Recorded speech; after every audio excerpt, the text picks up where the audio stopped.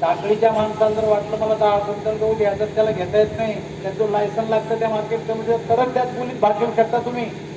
आता बोली बोलणार जो लायसन ते रात्री जेव्हा एकत्रच बसते, ते 850 तेवढं आपल्याला कोण आता घ्यायचंच नाही, रिंग करतात ते.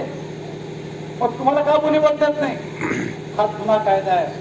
आता मोदीजीच्या सरकारनं कायद्यात काय तरतूद केली की आता तुम्ही मार्केट कमिटीत माल नेता तर मार्केट कमिटी 8% फीस तुमची कापून घेते.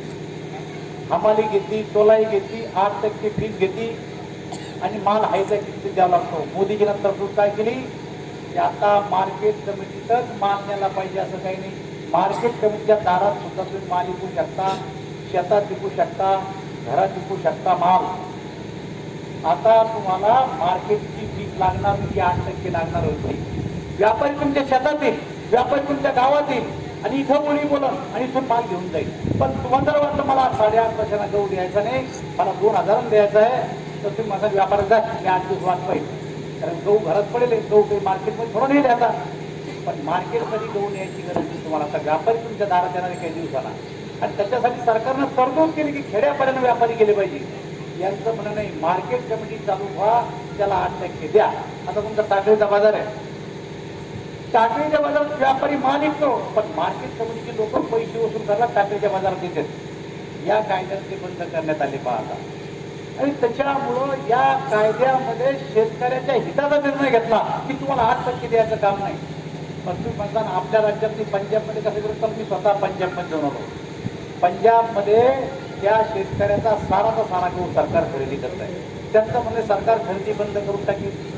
या देशाच्या प्रधानमंत्र्यांनी सांगितलं सरकारी खरेदी बंद होणार नाही, मिनिमम सपोर्ट प्राइस आहे, ती सपोर्ट प्राइस आम्ही गव्हाला सुद्धा देऊ, तांदूळाला सुद्धा देऊ. मी फूड अँड सिव्हिल सप्लाय खात्याचा मंत्री केंद्रातला.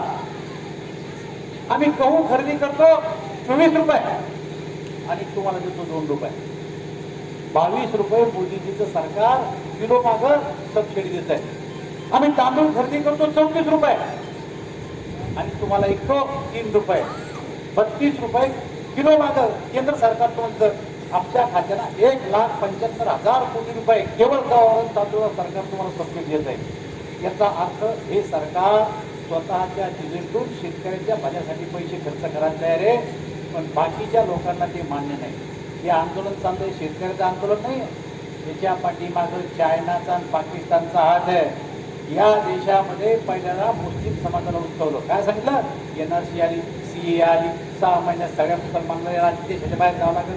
टाकळीतला एखादा मुसलमान बाहेर गेला तो त्यांना मात्र हे सक्सेस होत नाही. आता ते शांत झालं. आता शेतकऱ्यांना सांगू राहिलं की सरकार तुम्हाला तोट्यात घालू राहिलं.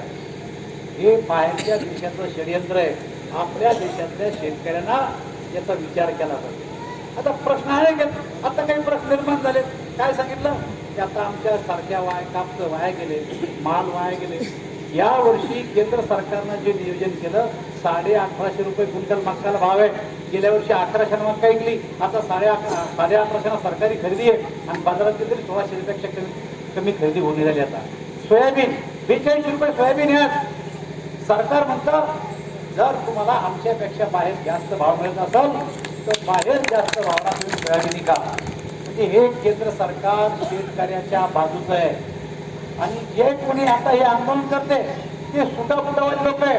त्यामुळं ग्रामीण भागातल्या लोकांनी याचा विचार केला पाहिजे की नरेंद्र मोदी या देशाचे जे प्रधानमंत्री आहे हे शेतकऱ्याचे प्रधानमंत्री आहेत. कोणताही निर्णय हे सरकार शेतकऱ्याच्या विरोधात जाऊन घेऊ शकत नाही. म्हणून कोणाच्या भूलथापाला बळी पडू नका. आपले आमदार नारायणराव आले तर नारायणराव तुम्हाला भाषण करायला संधी भेटत नाही आता, कारण मला विमान पकडायचं. दोन्ही सभापती सगळे तिघं लेट आले आता. त्यामुळे आता नारायणरावचा सत्कार करू, फीत कापाची भेटून त्या तिघांसाठी फीत कापू आणि पुढचा कार्यक्रम करू. धन्यवाद.